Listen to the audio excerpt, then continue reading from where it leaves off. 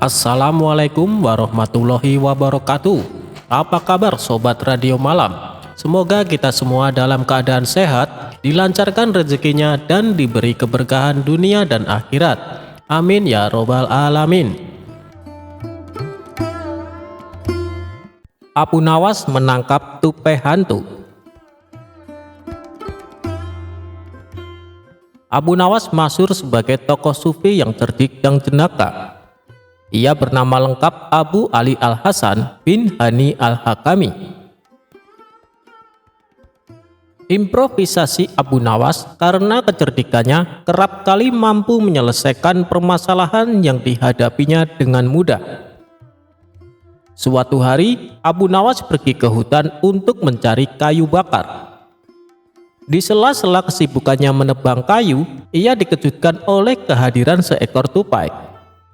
Tupai tersebut berlari ke sana kemari seakan asyik bermain. Karena Abu Nawas yang baru pertama kali melihat hewan seperti itu, tentu saja ia menjadi heran dan penasaran. Maka ia pun berniat membunuhnya. Setelah berupaya keras, akhirnya Abu Nawas berhasil menangkap tupai tersebut. "Hewan ini aneh, aku harus menunjukkan kepada orang-orang," kata Abu Nawas dalam hati.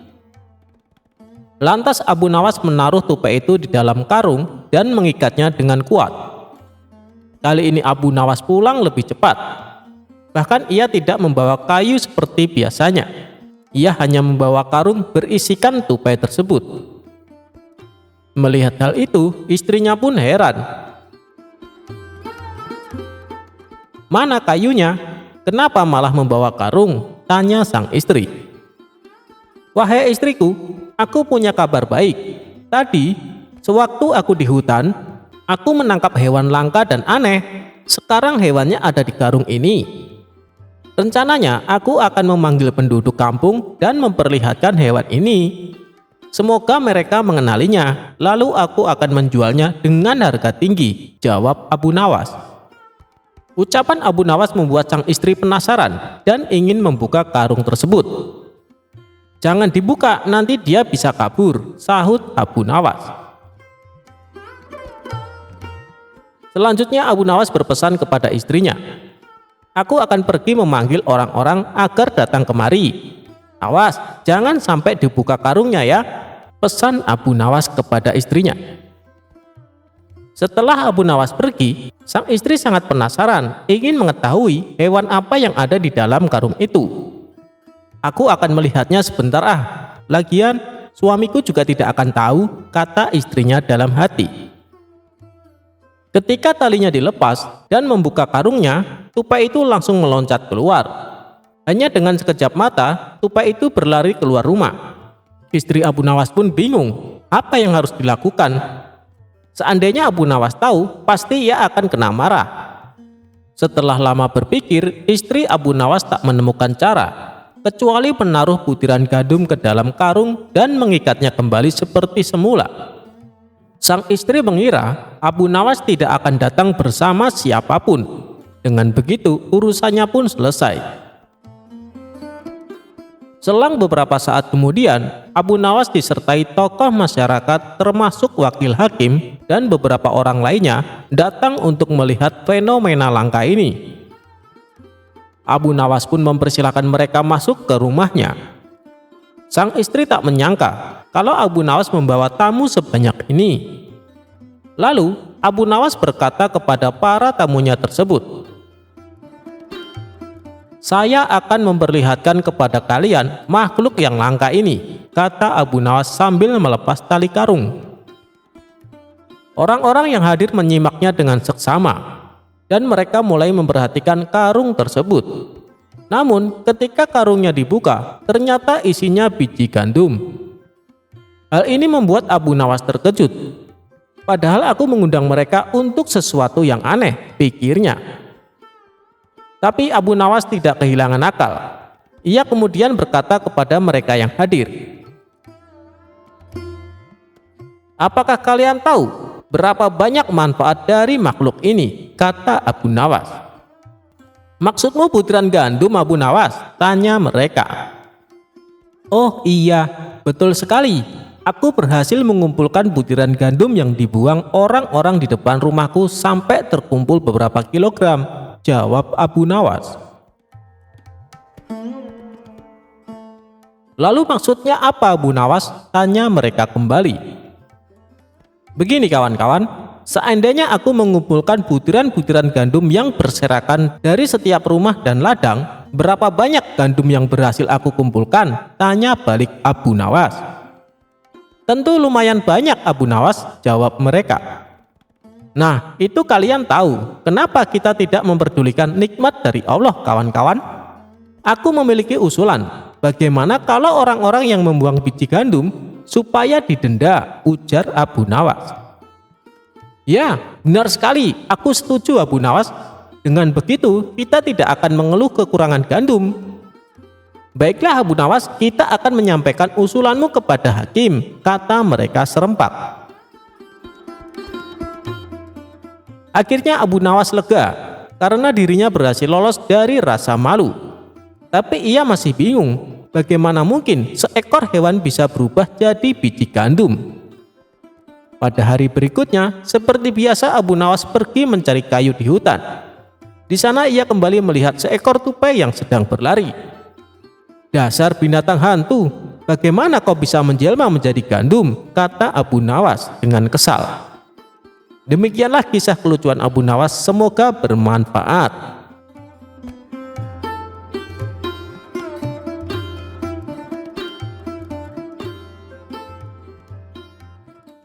Ketika raja ditampar Yahudi, kok bisa?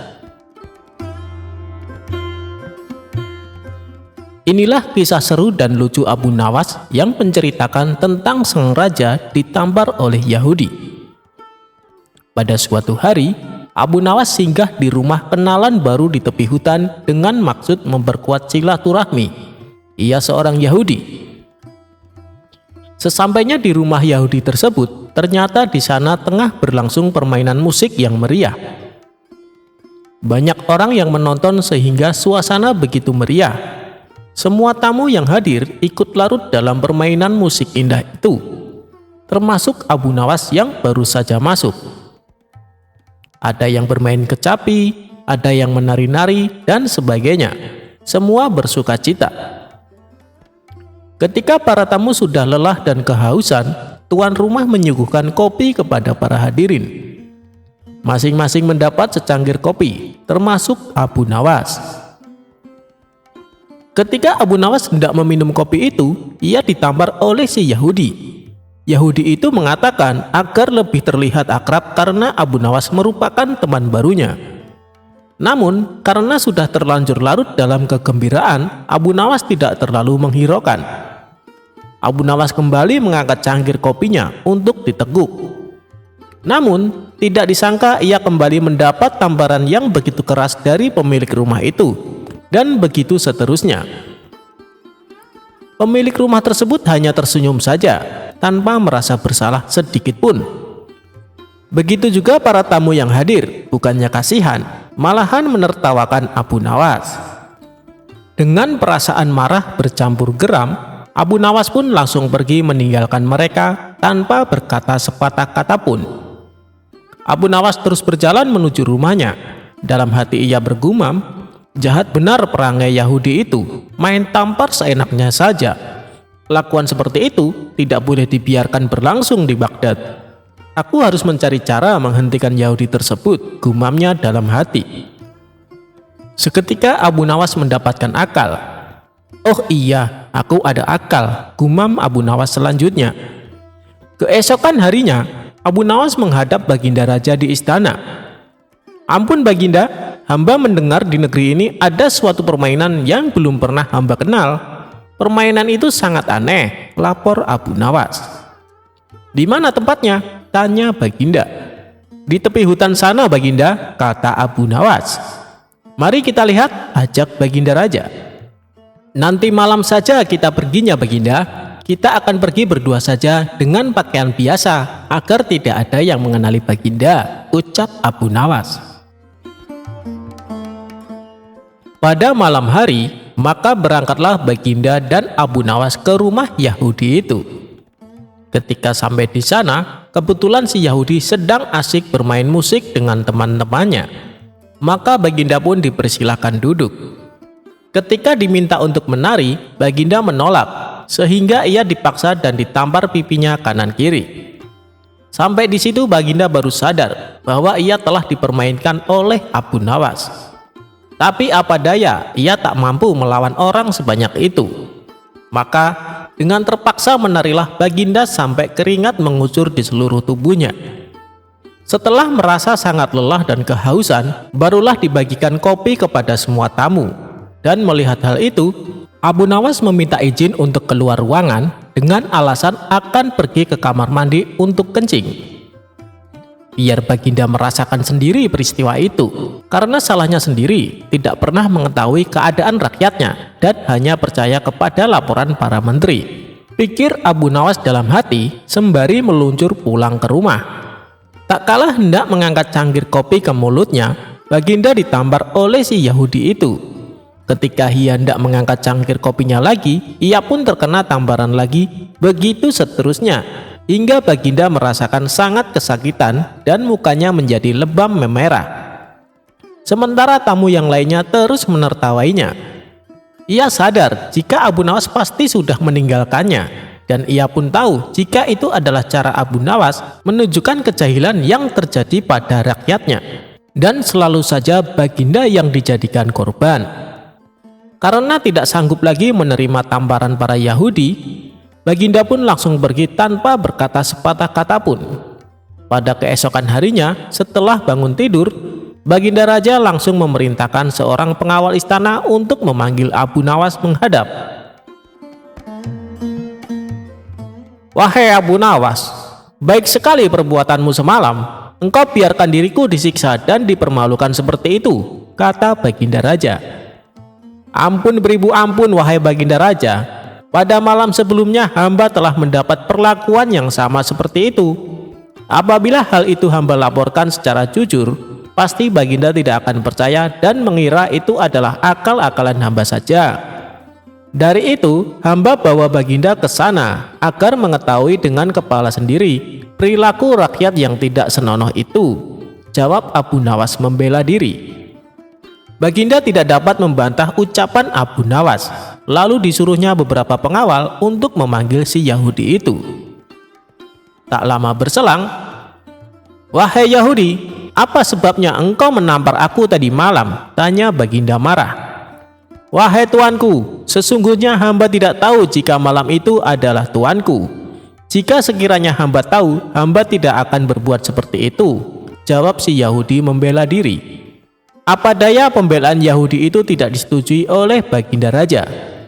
Karena menampar orang termasuk perbuatan menyiksa dengan kejam, dan Baginda harus mengambil tindakan tegasnya karenanya. "Sekarang terimalah pembalasanku," kata Baginda. "Ampunilah hamba tuanku," ucap si Yahudi. Segera saja Baginda memerintahkan para prajurit untuk memasukkan si Yahudi ke dalam penjara. Sejak saat itu, Baginda Raja amat memperhatikan rakyatnya. Ia berterima kasih atas laporan yang diberikan oleh Abu Nawas tersebut, meski caranya selalu aneh dan membuat ia hampir celaka. Demikianlah kisah lucu tentang Abu Nawas kali ini.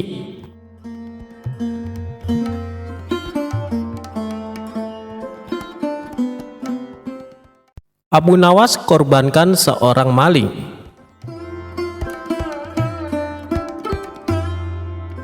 Abu Nawas memiliki istri yang galak, penjemburu, dan cerewet. Sifat itu bukan tanpa sebab, yakni akibat Abu Nawas sering pulang larut malam sehingga membuatnya cemas. Suatu hari Abu Nawas keluar hingga larut malam, dan istrinya gelisah juga emosi. Berjam-jam ia menunggu suaminya pulang, namun tidak kunjung datang juga.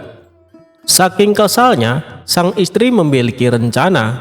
Ia berniat memarahi suaminya dan memukulnya lewat jendela. Waktu pun sudah menunjukkan larut malam, begitu gelap. Namun Abu Nawas tetap tidak kunjung pulang. Tiba-tiba saja istrinya mendengar suara seperti ada orang hendak masuk dari jendela rumah yang terbuat dari kayu. Mendengar suara itu, istri Abu Nawas langsung siap siaga melancarkan aksinya. Ia siap-siap memegang balok untuk memberi pelajaran kepada suaminya itu. Ia berpikir Abu Nawas sengaja masuk rumah melalui jendela karena takut dimarahi istrinya. Kemudian masuklah seseorang melalui jendela yang ukurannya relatif kecil itu. Pencahayaannya yang tidak terlalu terang, seketika istri Abu Nawas memukulnya berkali-kali hingga orang itu terkapar lemas tak berdaya akibat pukulannya yang sangat keras. "Ampun, ampun," kata orang yang diduga Abu Nawas. Melihat itu, istri Abu Nawas merasa puas karena misinya berhasil, sehingga orang yang dipukulinya lemas tak berdaya. Dengan nada yang keras, ia meminta orang itu bangun. "Ayo, cepat bangun, lain kali jangan diulangi lagi dengan pulang larut malam," ucap istri Abu Nawas. Namun anehnya, orang itu juga tak kunjung bangun. Istri Abu Nawas pun penasaran dan memeriksanya. Betapa terkejutnya, ternyata orang yang dipukulinya itu bukanlah suaminya, tapi maling yang coba masuk ke rumahnya. Istri Abu Nawas pun berteriak, lalu warga sekitar beramai-ramai mendatangi rumah Abu Nawas, kemudian meringkus maling tersebut. "Wah, hebat sekali, pencuri ini sampai terbaring tidak berdaya di lantai. Mungkin butuh berminggu-minggu agar bisa pulih lagi," kata salah seorang warga. "Maaf Pak, saya tak bermaksud menyakitinya, apalagi sampai separah itu. Hanya kekeliruan saja Pak," kata istri Abu Nawas. "Keliru bagaimana?" tanya seorang warga. "Waktu itu, ia masuk melalui jendela dapur. Saya kira itu suami saya yang baru pulang berpesta dengan teman-temannya. Makanya langsung saya gebuk," terang istri Abu Nawas. Kemudian tidak lama Abu Nawas pun datang, dan melihat ceritanya itu, ia merasa bersyukur sambil tersenyum kecil, karena bukan dirinya yang dipukuli istrinya. "Untung saja bukan saya yang dihajar, makanya jangan main pukul, beginilah akibatnya," pungkas Abu Nawas.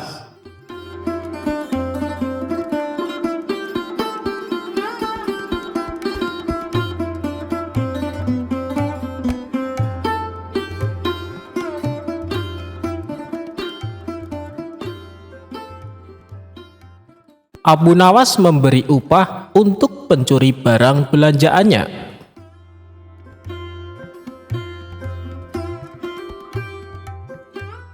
Di suatu pagi yang cerah, Abu Nawas pergi ke pasar untuk memenuhi kebutuhannya sehari-hari. Sebab semalam ia mendapati barang-barang kebutuhan di rumahnya sudah habis. Terlihat Abu Nawas sangat sibuk memilih bahan-bahan kebutuhan di pasar. Barang belanjaan yang sudah dibayar satu persatu ia masukkan ke dalam keranjang, dan tak terasa keranjang miliknya sudah penuh. Barang belanjaan pun terlalu banyak. Abu Nawas tidak kuat mengangkat keranjang miliknya yang sudah penuh. Lalu ia berinisiatif meminta bantuan seorang kuli panggul untuk membawakan barang belanjaannya. Abu Nawas mencari kuli panggul hingga pandangannya tertuju pada seorang lelaki yang berbadan kekar dan tegap. Dia berpikir pastilah orang tersebut kuat untuk membawakan belanjaannya yang berat hingga sampai di depan rumahnya. "Hei kamu, kemari, tolong bawakan belanjaan saya, nanti kamu saya beri upah," ucap Abu Nawas. "Baik tuan," balas orang tersebut.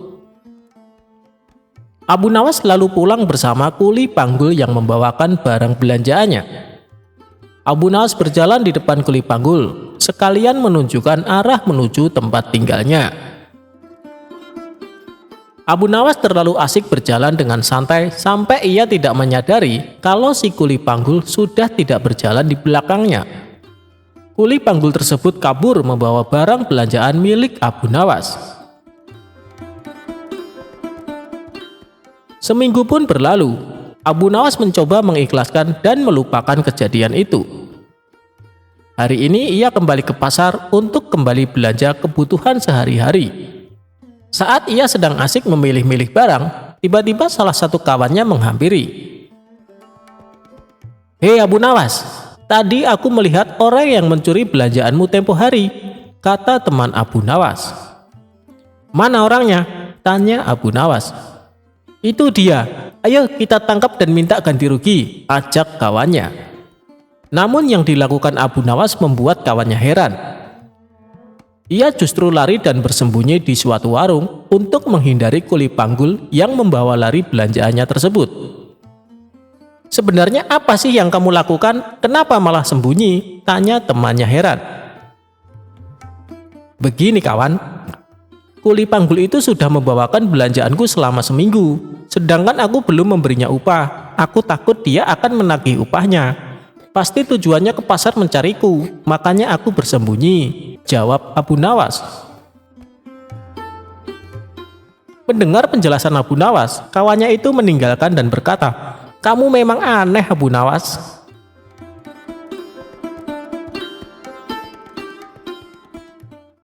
Abu Nawas dan raja nongkrong di kuburan.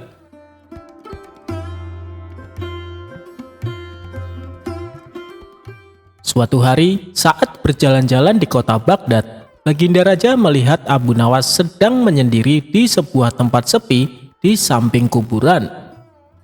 Sosok humoris itu terlihat sangat aneh. Baginda Raja lalu menghampirinya. "Wahai Abu Nawas, apa yang sedang kau lakukan?" tanya Baginda Raja. "Aku sedang merenungi kehidupan ini, Paduka Raja," jawab Abu Nawas. Kemudian dia bercerita kepada Baginda Raja tentang siksaan neraka bagi orang-orang yang lalai.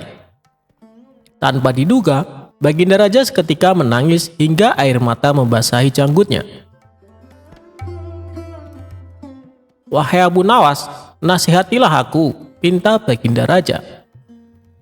Abu Nawas bercerita dan meminta Baginda Raja untuk melihat kuburan para pemimpin sebelumnya sebagai peringatan besar. Mereka telah berada dalam waktu yang lama, berada di istana dengan berfoyak-foyak dan kenikmatan kegembiraan, kata Abu Nawas. Menurut Abu Nawas, sangat disesalkan perbuatan buruk itu dan sangat memalukan. Mereka pun belum sempat memperbaiki karena sudah meninggal dunia. "Ketahuilah Paduka Raja, cepat atau lambat kita akan mati, mempertanggungjawabkan perbuatan kita," tutur Abu Nawas menasehati. Nasihat Abu Nawas membuat Baginda Raja makin gelisah. "Lalu, apa yang harus aku lakukan supaya Allah Subhanahu wa Ta'ala senang kepadaku?" tanyanya. "Berbuatlah apa yang membuat senang makhluk Allah Subhanahu wa Ta'ala," jawab Abu Nawas. "Apa yang harus aku lakukan agar bisa membuat senang makhluk Allah Subhanahu wa Ta'ala?" tanya Baginda Raja lagi. "Jadilah pemimpin yang adil dan bijak. Apa yang kau anggap layak bagimu, jangan kau anggap layak bagi orang lain," ujar Abu Nawas menjelaskan kepada Baginda Raja. "Dengarlah keluhan dan permohonan orang-orang tertindas, berikan jawaban terbaik. Buktikan bahwa kau ingin bermurah hati dan juga berikan keputusan yang adil," jawab Abu Nawas. "Kau benar Abu Nawas, kau telah memberikan nasihat-nasihat yang baik. Aku akan melunasi utang-utangmu," balas Baginda Raja. "Wahai Baginda Raja, utang dibayar utang tidak akan ada habisnya. Harta dan kekuasaanmu adalah milik rakyatmu dan janganlah menolongku," jelas Abu Nawas. Baginda Raja pun memerintahkan Abu Nawas untuk meminta sesuatu yang lain dari dirinya. Abu Nawas pun berkata agar Baginda Raja mengikuti perkataannya. Tetapi sangat menyedihkan, kebesaran dan kemegahan dunia ini telah membuat hatimu sedemikian keras sehingga nasihatku tidak berpengaruh padamu. Setelah mengucapkan itu, Abu Nawas pergi berlalu dari hadapan Baginda Raja.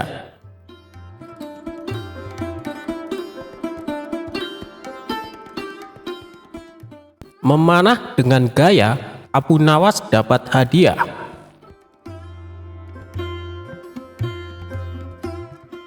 Baginda Raja tak henti-hentinya mengerjai Abu Nawas, namun ia selalu lolos dari perangkapnya. Yang ada malah Baginda Raja sendiri yang menanggung kekalahan. Kalaupun beradu otak, pasti Abu Nawas yang akan menang, dan Raja tahu betul kecerdasan dan kecerdikan Abu Nawas. Namun Raja tak mau menyerah, ia kembali hendak menguji kecerdikan dan kecerdasan Abu Nawas. Kali ini, Baginda Raja mempunyai ide untuk mengalahkan Abu Nawas, yaitu dengan mengajaknya lomba memanah. Karena lomba tersebut yang dibutuhkan adalah keahlian, bukan kecerdasan otak. Maka dipanggillah Abu Nawas ke istana. Singkat cerita, datanglah Abu Nawas menghadap Baginda Raja. "Ada gerangan apa Paduka memanggil hamba?" tanya Abu Nawas. Jadi begini, aku akan menantangmu untuk lomba memanah Abu Nawas. Apa kamu berani? Tanya Baginda Raja. Tapi Paduka, saya kan tidak pandai memanah, jawab Abu Nawas. Jangan khawatir Abu Nawas, kalau kamu berhasil, kamu akan mendapatkan hadiah yang besar, rayu Baginda Raja. Mendengar iming-iming hadiah besar, membuat Abu Nawas tergiur. Baik Paduka, saya ikut, saut Abu Nawas. Nah, begitu dong. Tapi lomba ini ada peraturannya Abu Nawas. Kamu hanya boleh memanah 1 kali dan harus tepat mengenai sasaran. Kalau kamu berhasil, kamu akan membawa hadiah besar. Tapi kalau kamu gagal, kamu harus pulang dengan jalan merangkak, jelas Baginda Raja. Waduh, saya masuk perangkap sang raja lagi nih. Sudah tahu kalau saya tidak pandai memanah, tapi dipaksa ikut lomba memanah, batin Abu Nawas dalam hati. Di saat Abu Nawas kebingungan, Baginda Raja berkata, "Hei Abu Nawas, kenapa kamu bingung? Ada hadiah besar menantimu. Ayo kita mulai saja permainannya," ajak Baginda Raja. Kemudian Baginda Raja dan Abu Nawas berjalan ke tengah lapangan. Giliran pertama adalah Baginda Raja. Ia mengambil busur dan anak panah. Dengan penuh perhitungan, Baginda Raja melesatkan anak panahnya. Bidikannya hampir tepat mengenai sasaran. Anak panah tersebut menancap di pinggiran sasaran. Sekarang tibalah giliran Abu Nawas. Ia pun berpikir keras agar lepas dari jebakan sang raja. Dengan hati berdebar, Abu Nawas mengambil busur dan anak panah. Otaknya terus berputar mencari cara supaya dirinya tidak dipermalukan oleh sang raja. Akhirnya, dengan memantapkan hati, Abu Nawas mulai membidik sasaran. Saat ia memanah, sudah bisa ditebak anak panah melesat jauh dari sasaran. Melihat itu, Baginda Raja pun tertawa. "Kamu kalah Abu Nawas, aku yang menang," teriaknya kegirangan. Namun dengan kecerdikannya, Abu Nawas berkata, "Tunggu dulu Paduka, itu tadi saya sedang mencontohkan gaya memanah Tuan Menteri," ujarnya. Abu Nawas lalu kembali mengambil anak panah. Ia membidiknya dan mulai memanah untuk kedua kalinya. Namun anak panah masih juga meleset jauh dari sasaran. Tapi sebelum Baginda berteriak kegirangan, Abu Nawas menyela duluan. "Demikianlah gaya Tuan Wali Kota memanah," sahutnya. Baginda Raja menjadi tidak sabar dengan aksi Abu Nawas ini. Ia pun berteriak, "Hei Abu Nawas, mana gaya memanahmu?" Dengan santainya Abu Nawas menjawab, "Tenang Paduka yang mulia, gaya hamba tentu lebih baik." Abu Nawas lalu kembali mengambil sebuah anak panah. Ia membidik dan mulai memanah. Untuk ketiga kalinya, anak panahnya melesat makin jauh dari sasaran. Abu Nawas kembali berteriak, "Itu tadi gaya Tuan Hakim memanah." Mendengar itu, Baginda Raja semakin emosi dibuatnya. "Wahai Abu Nawas, yang aku minta gaya memanahmu, bukan gaya orang lain," bentak Baginda Raja. Abu Nawas nyaris putus asa, tapi tetap menunjukkan wajah lucunya. Ini adalah tembakannya untuk yang keempat. Abu Nawas mengambil anak panah dan mulai membidik. Beruntung baginya karena kali ini anak panah secara kebetulan melesat mengenai sasaran. Anak panah menancap di tengah-tengah sasaran, sedangkan anak panah Baginda hanya di pinggiran saja. Abu Nawas pun berteriak dengan kencang. Inilah gaya Abu Nawas memanah yang mulia. Untuk itu saya tunggu hadiah dari Paduka Raja, kata Abu Nawas kegirangan. Melihat kecerdikan Abu Nawas, sang raja pun tak henti-hentinya tertawa. Kamu memang cerdik, Abu Nawas, kata Baginda Raja sambil menyerahkan hadiahnya. Berkat kecerdikan Abu Nawas, kesempatan memanah yang seharusnya hanya 1 kali bisa menjadi 4 kali.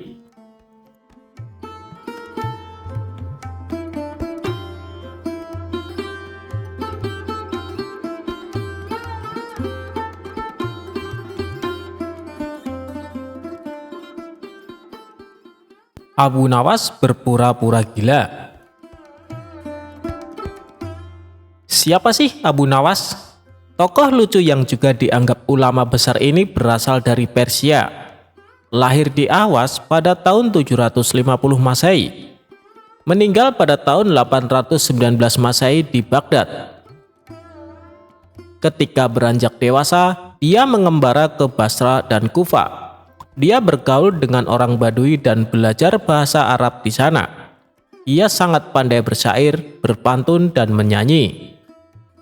Setelah dia hafal berbahasa Arab, adat istiadat, dan kebiasaan orang Badui, dia memutuskan untuk pulang ke kampung halamannya.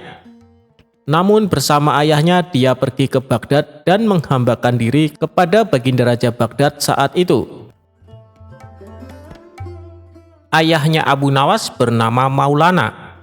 Di Baghdad dia diangkat menjadi penghulu kerajaan. Suatu ketika ayah Abu Nawas sakit parah karena memang usianya sudah lanjut dan akhirnya meninggal. Mengetahui hal itu, raja memerintahkan untuk memanggil Abu Nawas untuk mengubur jenazah ayahnya. Setelah acara pemakaman selesai, Baginda Raja berencana mengangkat Abu Nawas menjadi penghulu atau kadi kerajaan untuk menggantikan ayahnya. Mengetahui hal itu, Abu Nawas yang diketahui cerdas itu tiba-tiba berperilaku aneh. Orang-orang dibuat heran oleh Abu Nawas. Setelah upacara pemakaman ayahnya, dia mengambil sepotong batang kayu dan menungganginya seperti kuda. Dia berlari-lari dari kuburan ke rumahnya. Pada kesempatan lain, dia mengajak beberapa anak kecil untuk pergi ke kuburan ayahnya. Abu Nawas mengajak anak-anak bermain rebana membuat orang semakin heran dengan kelakuan Abu Nawas dan menganggapnya telah gila karena ditinggal mati ayahnya. Pada suatu hari Baginda Raja mengutus beberapa orang untuk menemui Abu Nawas. Hai Abu Nawas, kamu dipanggil Raja untuk menghadap beliau, kata salah satu utusan raja. Untuk apa raja memanggilku? Aku tidak ada urusan dengannya, jawab Abu Nawas seenaknya. Kamu tidak boleh bersikap seperti itu kepada rajamu, lanjut sang utusan istana. Hei utusan istana, kau tak perlu banyak bicara. Kau ambil kudaku ini dan bawalah ke sungai. Mandikanlah dia supaya bersih dan segar, ucap Abu Nawas sambil memberikan sebatang pisang yang dianggapnya kuda betulan. Para utusan raja hanya geleng-geleng kepala melihat kelakuan Abu Nawas. Hei Abu Nawas, apakah kau tidak mau menghadap raja? Tanya utusan istana. Katakan saja kepada rajamu, aku sudah tahu, maka aku tak mau menghadap, kata Abu Nawas. Para utusan kerajaan segera menyingkir dari rumah Abu Nawas setelah mereka dilempari dengan debu oleh Abu Nawas. Sesampainya di istana, para utusan melaporkan apa yang terjadi pada Abu Nawas yang dianggap sudah gila. Dengan geram raja berkata, "Dasar kalian, menghadirkan Abu Nawas saja kalian tidak becus. Segera bawa dia ke sini dengan sukarela ataupun dipaksa." Dengan paksa akhirnya Abu Nawas menghadap raja. Namun, lagi-lagi Abu Nawas bersikap seperti orang tidak waras di hadapan rajanya tersebut. "Bersikaplah sopan, Abu Nawas," tegur raja. "Ya Baginda Raja, tahu kan Anda, terasi itu asalnya dari udang." "Kurang ajar, kau menghinaku Abu Nawas." "Tidak Baginda, siapa bilang udang berasal dari terasi?" Merasa dilecehkan, Baginda Raja segera memerintahkan prajuritnya untuk memukuli Abu Nawas sebanyak 25 kali. Usai dipukul, Abu Nawas keluar dari istana dan bertemu penjaga gerbang yang mencegatnya. "Hei Abu Nawas, dulu kamu pernah berjanji padaku, jika kau mendapat hadiah dari raja, kau akan membagikannya kepadaku. Nah, sekarang mana bagianku?" "Tentu saja aku tidak lupa, aku bukan cuma akan memberimu setengahnya, tapi semuanya," jawab Abu Nawas. Tanpa banyak basa-basi, Abu Nawas mengambil kayu agak besar lalu memukuli penjaga gerbang itu sebanyak 25 kali. Tentu saja orang itu berteriak kesakitan dan tidak terima diperlakukan seperti itu oleh Abu Nawas. Hal ini ia laporkan kepada sang raja. "Ya tuanku Baginda Raja, hamba mengadukan Abu Nawas yang telah memukuli hamba tanpa satu alasan. Hamba memohon keadilan dari Baginda Raja." Segera Baginda Raja memerintahkan pengawal membawa Abu Nawas ke istana lagi. Raja bertanya, "Hei Abu Nawas, benarkah kau telah memukuli penunggu gerbang istana sebanyak 25 kali?" Abu Nawas menjawab, "Ampun Paduka, hamba melakukannya karena memang sudah sepantasnya dia menerima pukulan itu." "Apa maksudmu? Coba kau terangkan secara jelas apa sebenarnya yang terjadi." "Hamba dan penunggu gerbang istana ini sudah mengadakan perjanjian bahwa jika saya mendapat hadiah dari Baginda, maka hadiah tersebut akan dibagi dua. Tadi hamba mendapat hadiah pukulan dari Baginda, sehingga saya juga memberikan pukulan itu kepadanya." Baginda bertanya kepada penjaga gerbang, "Hei, apa benar yang dikatakan Abu Nawas? Kau telah mengadakan perjanjian seperti itu?" "Benar tuanku, tapi hamba tidak mengira kalau hadiah dari Baginda berupa pukulan," jawab penjaga pintu gerbang. "Hahaha, dasar tukang peras, sekarang kau kena batunya." Ternyata Abu Nawas tidak bersalah. Abu Nawas pun pulang dengan hati gembira karena membawa sekantong uang perak dari Baginda. Tetapi sesampainya di rumah dia tetap bersikap aneh dan terlihat memang seperti orang gila beneran. Kelakuan Abu Nawas ini bertahan sampai 1 bulan. Dan akhirnya Baginda Raja mengangkat orang lain sebagai kadi atau penghulu istana yang baru. Sebenarnya Baginda Raja ingin mengangkat Abu Nawas untuk menggantikan ayahnya. Setelah mendengar tentang pengangkatan kadi yang baru yang konon katanya bernama Polan, Abu Nawas mengucapkan syukur karena terhindar dari balak yang mengerikan. Mengapa Abu Nawas bersikap seperti orang gila? Ceritanya begini, pada saat ayahnya sakit parah, Abu Nawas dipanggil untuk menghadap. Bapaknya berkata, "Hei anakku, aku hampir mati. Coba kau cium telinga kanan dan telinga kiriku." Abu Nawas menuruti saja perintah ayahnya. Telinga kanan berbau harum, namun telinga kiri berbau busuk. Melihat anaknya kebingungan, akhirnya Syekh Maulana menceritakan apa yang terjadi. Pada suatu hari, datanglah 2 orang yang mengadu masalah padaku. Yang satu aku dengar keluhannya, tapi yang satu tidak aku dengar karena aku tidak suka padanya. Ini resiko menjadi seorang kadi atau hakim. Jika kelak kau menjadi hakim, kamu akan mengalaminya karena sudah pasti Baginda Raja akan memilihmu menjadi seorang kadi atau hakim. Jika kamu tidak suka menjadi kadi, buatlah alasan yang masuk akal agar kau tidak terpilih menjadi kadi atau hakim. Itulah sebabnya Abu Nawas berpura-pura gila, hanya agar tidak dipilih menjadi hakim kerajaan. Walaupun begitu, Abu Nawas tetap sering dipanggil ke istana guna diajak konsultasi oleh raja untuk menyelesaikan suatu perkara.